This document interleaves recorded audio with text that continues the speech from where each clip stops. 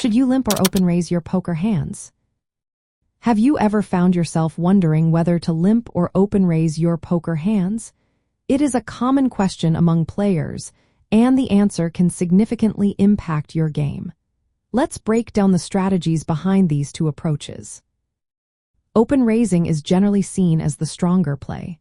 When you open raise, you are putting pressure on your opponents. This move allows you to take control of the pot right from the start. If everyone folds, you win the hand without seeing a flop. If you get called, you can use continuation bets on later streets to maintain that pressure. Another advantage of open raising is that it keeps your betting range balanced. This makes it harder for your opponents to figure out what kind of hand you might have. The unpredictability of your hand strength can lead to more opportunities to win. On the other hand, limping means just calling the big blind without raising.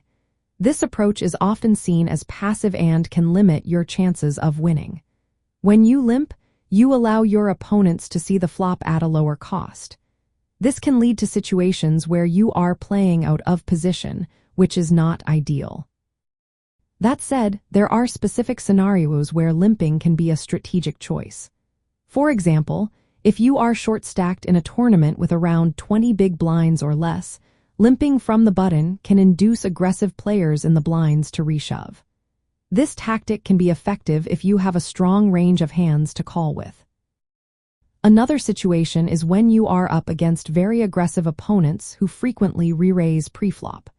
Limping can act as a trap, allowing these players to take the lead in betting. You can then re-raise them with a strong hand. In low-stakes live cash games, where opponents tend to be passive, limping can also work. It allows you to see flops cheaply with speculative hands, like suited connectors or small pairs, which can pay off well in the long run. Lastly, limping from early position can sometimes serve as a deception tool. By limping with a strong, balanced range, you can confuse your opponents and set up re-raises later.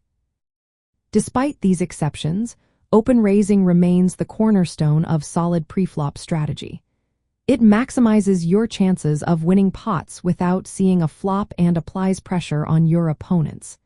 Limping should be used sparingly and only when the table dynamics or stack sizes make it a valuable option. In essence, you should primarily open raise your hands to maintain initiative and maximize your winning chances.